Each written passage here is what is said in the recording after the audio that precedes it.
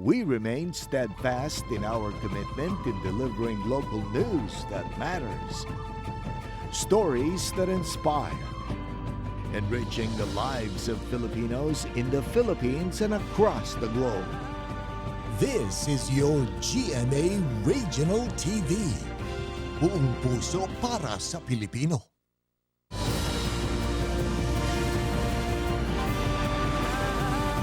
Ito ang GMA Regional TV, One Mindanao.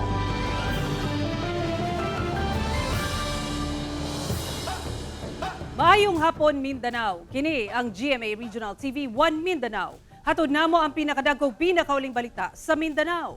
Ako si Sara Hilomen Velasco. Live gikan dinhi sa GMA Davao Complex.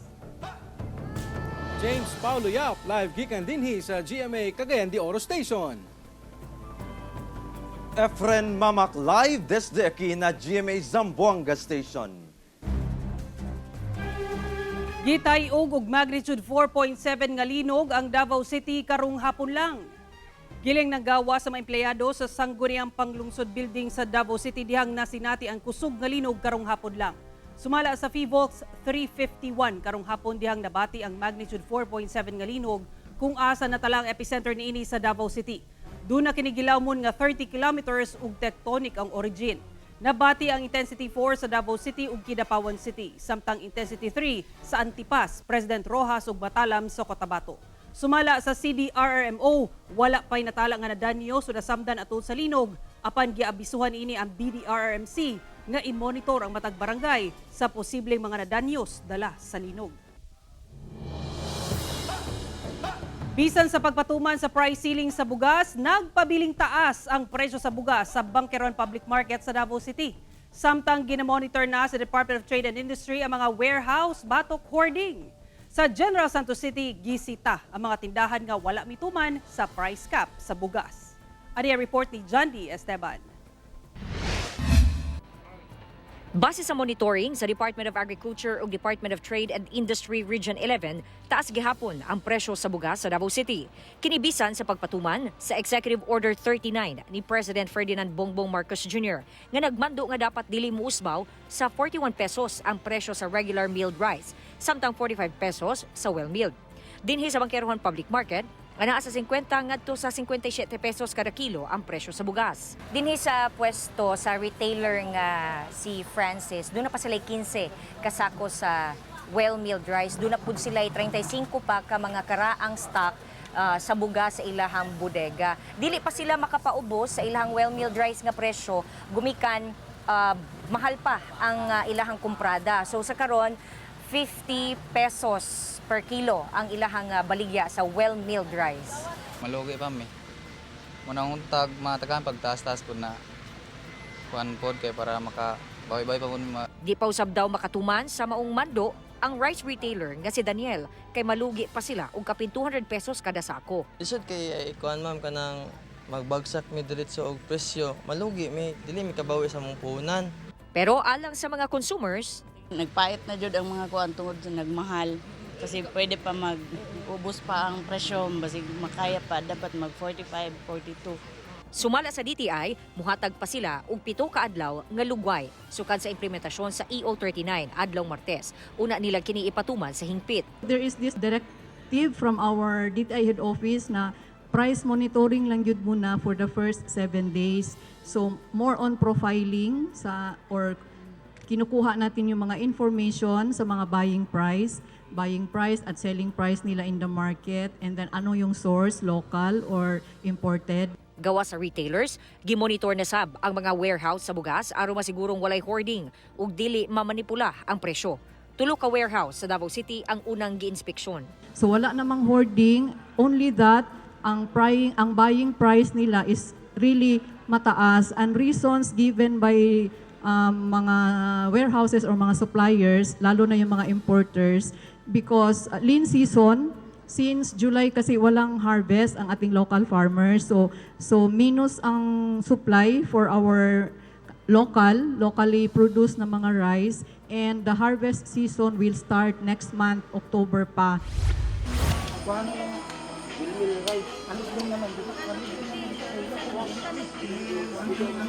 Sa General Santos City, pipila ka mga tindahan ug bugas sa General Santos Public Market ang nasita sa mismong market administrator human wala mituman sa price ceiling sa bugas. Hinuondo na sa mga voluntaryong mituman. Kung di mo baba, multa man daw, sarado. Gani sa ikaduhang higayon, ugaling dili gihapon mutuman ang mga rice retailer, posible matud pa silang mapasirado. Among gipatarong nila mga tag price nga dapat uturon ni mga tag price, and then from time to time namin enforcer magmonitor. In case nga magbalik sila sa dating presyo, ipadlak namon ng pisto. Kauban, si Jojo Solarte sa kamera. Ako si Jandy Esteban para sa One Mindanao. 5 ka mga sospek sa pagpusil patay kang Mr. Cagayan de Oro City candidate Adrian Robic Fornillos gipadadana og sobpina sa korte. Kontrobersyal nga pastor lakip sa gipadadana og sobpina sa korte. Ani ang dugang detalye. Human ang halos 4 ka bulan nga case build-up nga gihimo sa mga otoridad, may kalabutan sa pagpusil patay kang Mr. CDO candidate Adrian Robic Fornillos niadtong Mayo 10 ning tuiga. Aduna nay gipagula nga subpina ang City Prosecutor's Office batok sa 5 ka mga sospek sa maong kaso. Usa kanila ang kontrobersyal nga pastor nga si Denver Andales, butang nga gikumpirma sab sa abogado sa maong pastor.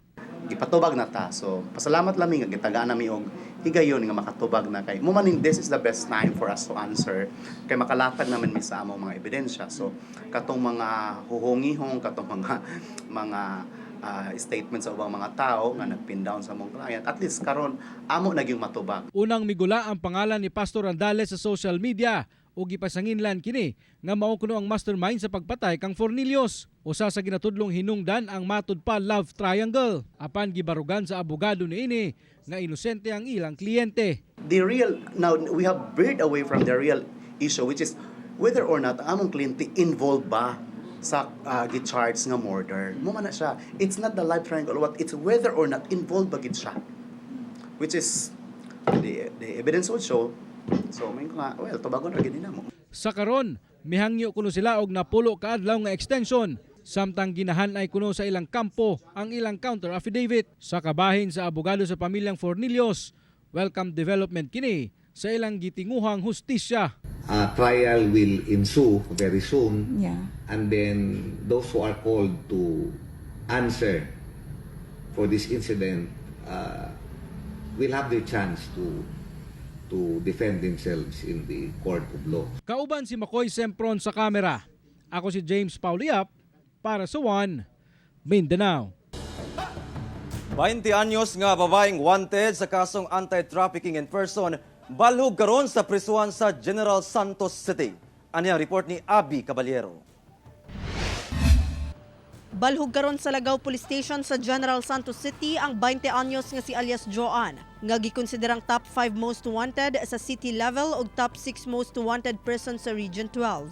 Pinasikad sa warrant of arrest, gidakop kini sa May Digos Maca Road sa Barangay Lagaw Jansa niadtong Biyernes tungod sa kasong paglapas sa Anti-Trafficking Act of 2003. Matud pa gipasakaan og kaso si alias Joan human kini nang recruit og trabaho sa usasab ka residente sa Jansan. Apan pag-abot na sa laing lugar, asa dapat ma-assign ang iyang gipasaligan og trabaho, wala matud pa natuman ang nasabutan nga trabaho. Idala siya dito sa uban lugar na di po na ako pwede ma-disclose kung asa. Basta within lang siya ma'am, within the country lang po siya. So naay ginapasalig nga trabaho? Murag ana ang iyang mga istorya, pero dili pa nako siya maingon jud kung unsa jud ang tinuod nga panghitabo kay under investigation pa. Wala sab matud pay igong dokumento si alias Joan kalabot sa trabaho nga ginatanyag niini. Ginadig deeper pa jud namo kung napabay mga lain sangkot nga individual ani na tao or grupo ba sila galihok or siya lang mismo. Wala na mihatag og pamahayag atubangan sa kamera ang dinakpan.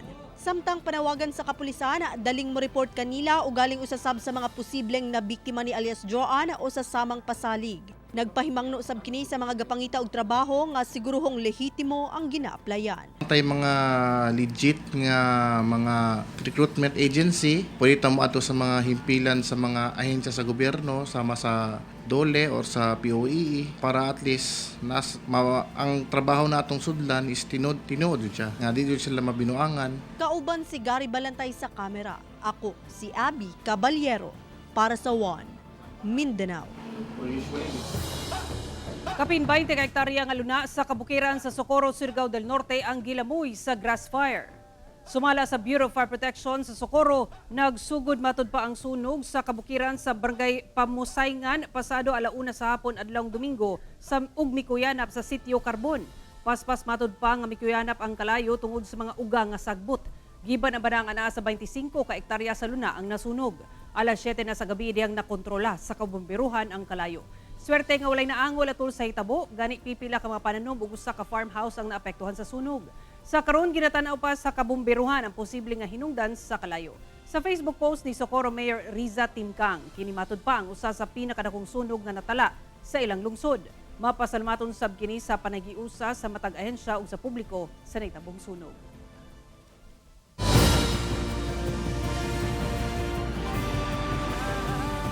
Ito ang GMA Regional TV, One Mindanao.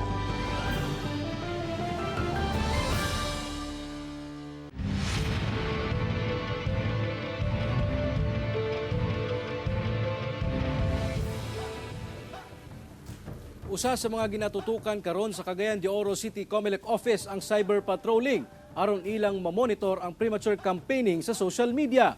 Ani ang dugang detalye. Karong nahumana ang filing sa Certificate of Candidacy sa mga mokandidato sa Barangay ug Sangguniang Kabataan Elections sa Cagayan de Oro City, tahas na sabkaron sa COMELEC ang pagmonitor sa posibleng kalapasan sa mga mokandidato, ilabi na sa premature campaigning sa social media. Busa nagmugna ang COMELEC Cagayan de Oro City og cyber patrolling. Dili lang necessary nga na imong ngalan nga butare o dili butaran, pero kung imong ang purpose ana is para mo gain og votes, that is covered by the prohibition. Base sa election law, ginadili ang pagpangampanya sugod September 3 hangtod October 18. Samtang napulo ka adlaw ang gihatag sa mga kandidato aron makapangampanya sugod October 19 hangtod October 28. Bawal na ang kampanya usa ka adlaw una ang mismong eleksyon. Sa mga kandidato dapat ilang bantayan ilang mga supporter para di ko sila madamay no niya. Pinantayan lang po sila para makuha sa atong atensyon para mahimo na action. Kauban si Makoy Sempron sa kamera. Ako si James Pauliap para sa One Mindanao. Karong apektado gayud ang mga rice farmers sa gipatumang price ceiling sa bugas, lakip sa tabang sa gobyerno aron maminusan ilang gasto sa pag-ugmad ug humay ang paghatag og libreng semilya ug discount voucher sa abono. Ani report ni Argil Relator.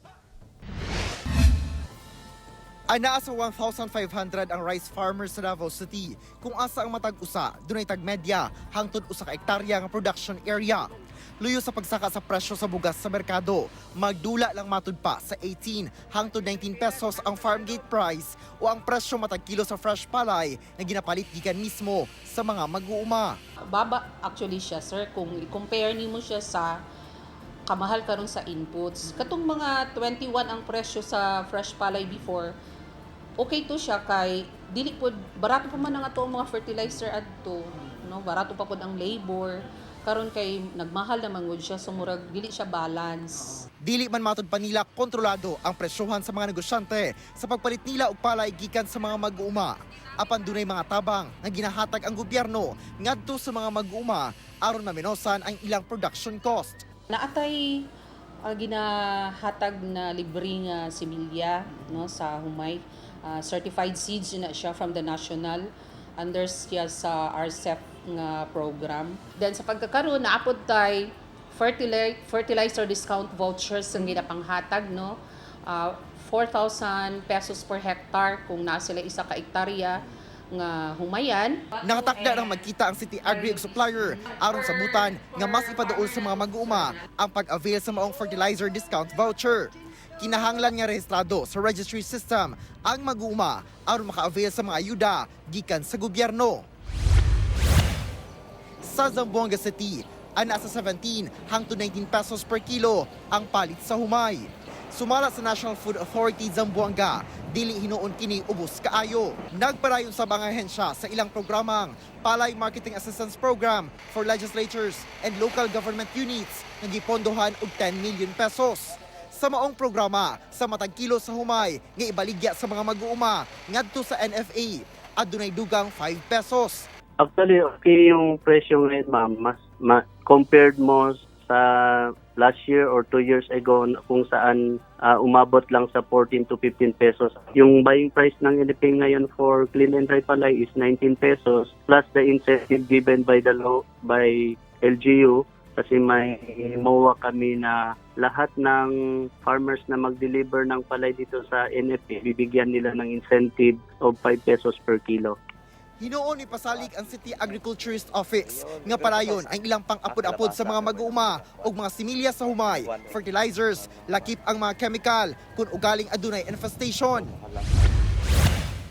Samtang sa ginapatumang price ceiling, gibati og kabalaka ang ubang mag-uuma sa General Santos City. Sanglit basin mas muubos pa ang presyo sa humay nga anaa karon sa 19 pesos matag kilo. Nakuan yun, nagul yun, nabalaka yun. Okay to siya sa mga nagapalit. Pero sa mo ang mga farmer, may pitahan yun kasi siyempre magbaba sa bugas, mababa po niya ang mga harvestery, ang mga presyo. Hinoon, pasalig sa LGU, ilang tunan ang mga lakang aron dili kaayo maapektuhan ang mga mag-uuma. Mayroon po tayong ayuda sa ating mga farmers. Namibigay po tayo ng mga fertilizers, namibigay po tayo ng what I know is seedlings, etc. etc. Pag-aaralan natin. We will consult with DA and maybe DTI. Ako si Orgil Relator para sa One Mindanao. Tungod sa sagunsong mga pag-ulan sa milabayng bulan sa Zamboanga City, mikabat sa kapin 3 million pesos ang gibiling danyos niini sa sektor sa agrikultura, sumala sa Office of the City Agriculturist. Ano yung report ni Krisa Dapitan?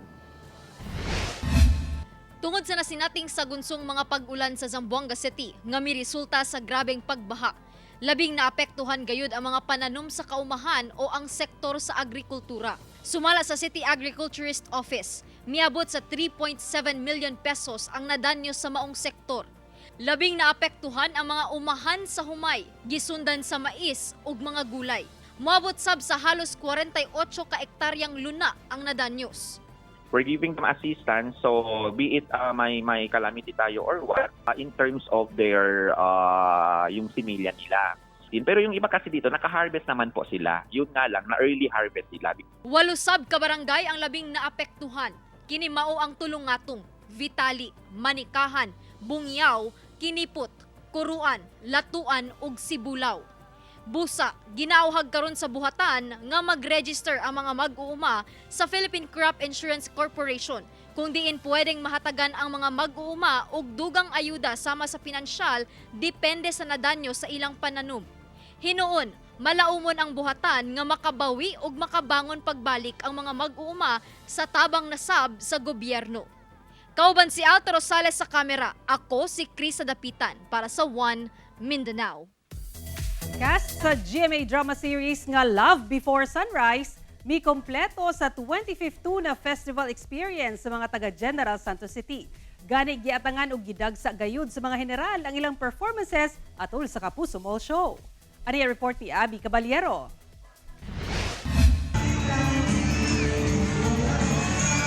Kung energy ang hisgutan, di gayud magpaulahi ang mga taga General Santos City. Gani atol sa Kapuso Mall Show, makabungog ang pagpakita og suporta sa mga general ngadto sa cast sa bagong drama series sa GMA nga Love Before Sunrise. Asa may paambit sa ilang talento sa pagkanta sila si Dennis Trillo, Andrea Torres ug Bea Alonzo. Gikilig ang fans dihang nag-perform na si Dennis ug halos dili na gayud mahimutang ang kadaghanan dihang miduol siya kanila. Daghan sab ang na starstruck sa beauty ug performance nila Andrea ug Bea.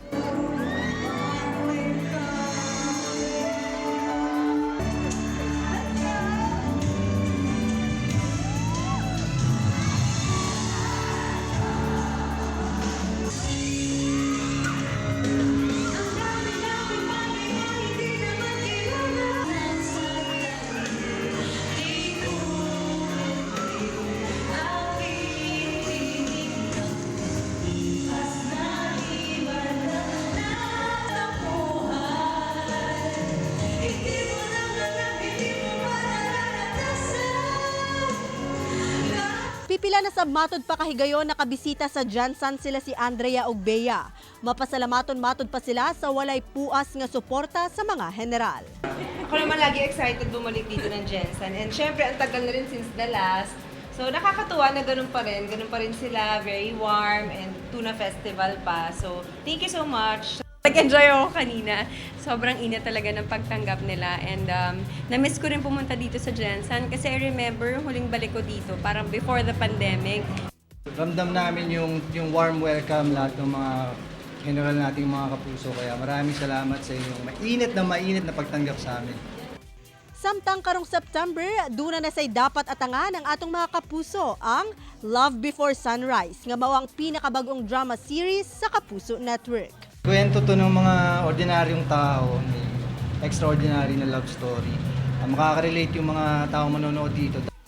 Kauban si Bong Vicencio sa kamera. Ako, si Abby Caballero, para sa One Mindanao.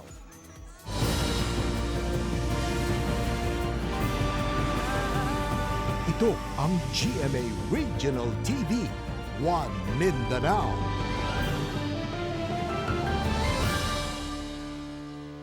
Usa ka mananagat sa General Santos City nga 5 kaadlaw nga na-missing na rescue.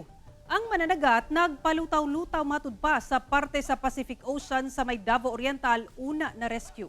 Ani ang report ni Jestoni Humamil. Wala yun, salig na ko sa Ginoo sa sarili nga akong mga anak nga luoy kay kung mawala ko. Mao kini ang nahimong pahayag sa 38 anyos nga mananagat nga si Julius Talaid, residente sa Barangay San Jose sa General Santos City. Human kini 5 kaadlaw nga na-missing og nadala sa Pacific Ocean sa may Governor Generoso Davao Oriental. Saysay niya, nanagat siya og laing kaubanan sa Mati City sa Davao Oriental niadtong August 23 sa buntag. Nakakubit matud pa siya og isda. Apan Nadala ko sa isda nga ni kaon sa kongkon pamason lang ko moto na abot ko dito 23 pa lang sa gabi nakulob na akong bangka o pagkarga na ako sa marang pagpatong sa ulo largo man kilid. Didto na siya nahibulag sa ilang mother fishing vessel. Matud pa, gibana-banaan nga na sa kapin 300 kilos nga isda ang miguyod kaniya. Pumunta sila sa fishing grounds within Mati City, Davao Oriental. Hindi niya na-control, so tuloy-tuloy yung hila ng malaking isda sa kanya going sa area ng Pacific Ocean. 38 sila. Sa isang fishing bangka na malaki, may 28 din ng mga pakura. Pero kanya-kanya sila ng fishing grounds. Bali, hiwa-hiwalay sila. Kaya yung na-isolate kasi hinila po siya ng malaking isda na nahuli. Sumalat ni Julius, tubang kagutom ang iyang nasinatian sulod sa 5 kaadlaw sa paglutaw-lutaw sa Pacific Ocean. Sakit akong ulo sa akong tiyan kay wa ikaon way inom tubig. Mainom ra kog tubig kung muulan. Apan nagpabilin siyang malaumon nga makauli sa iyang pamilya og misalig lang sab siya sa labang makagagahom. Sa 5 ka adlaw wala na di na gani may isa akong kamot gani nga paksit akong mga panit nako kung mga ng liki na kung 2 ka til minod na kay way perminti basa umol tubig nako nga kung kuwaon jud ko na yun wa jud ko mahimo salig linggo sa iya yun. August 28 sa hapon, gitubag ang mga pag-ampo ni Julius diyang dunay miagi nga barko sa iyang tungod. May nakadaan na Singaporean flag vessel going to China from Australia. Na-rescue siya. So, na-inform ng Singaporean vessel yung US Coast Guard based in Guam. Yung US Coast Guard naman na based in Guam, sila po yung nag-email sa atin sa national headquarters doon sa Manila. Saling ko sa Ginoo. Siya mo man hatag gimala nga dito jud niya gipaagi ang barko kay ana atong kapitan sa barko. Sila lang daw isa mo agi dito. Tinuod jud. Dayong gidapatan og medical attention si Julio sa mga personahe sa vessel og gipakaon. Nasuta sab nga naa kini sa maayong kahimtang. September 3 sa kadlawon, gikuha na sa mga personahe sa Coast Guard District Northeastern Luzon si Julius gikan sa Singaporean vessel MV Maxwell nga nagrescue kaniya. September 4, luwas nga nakauli sa iyang pamilya si Julius sa Jansan. Apan tungod sa hitabo, muundang na daw siya sa pagpanagat. Nay opportunity diri sa kuan nga mga narbaho sa Daplin. Sa Daplin na lang ko manarbaho kay bisag unsaon ako, di jud ako makalimtan ng naitabo sa ko. Kauban si Bong Vicencio sa kamera. Ako si Jess Tony Humamil para sa One Mindanao. Bigawas na sa Philippine Area of Responsibility ang bagyong Ineng, samtang localized thunderstorms ang magdala og mga pagulan sa Mindanao. Sumala sa pag-asa ana-ana sa 1,225 kilometers east-northeast extreme northern Luzon ang bagyo. Apan panay makasinati og mapag-ulan ang dakong bahin sa Luzon tungod sa trough sa mong bagyo ug habagat. Samtang sa Mindanao, localized thunderstorms sa magdala og mga pag-ulan.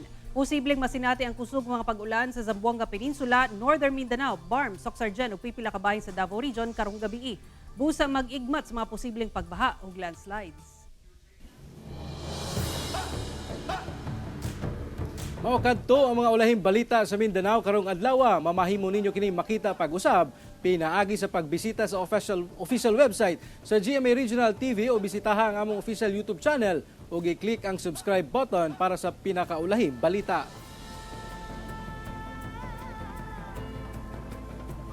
Muchísimas gracias sa atong mga kapuso sa Mindanao nga nagalantaw kanamo o sa atong mga kapuso abroad.